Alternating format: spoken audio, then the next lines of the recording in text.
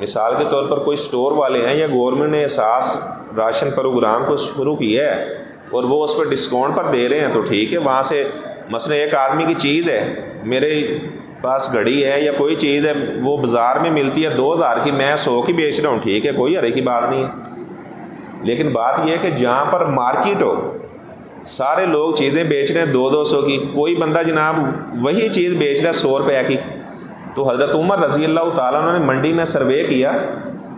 تو انہوں نے چیزوں کا ریٹ چیک کیا تو باقی سارے لوگوں کا جو ریٹ کھجوروں کا تھا ایک جیسا تھا، ایک آدمی نے اس سے کوئی 40-50 روپے کم رکھے ہوئے تھے۔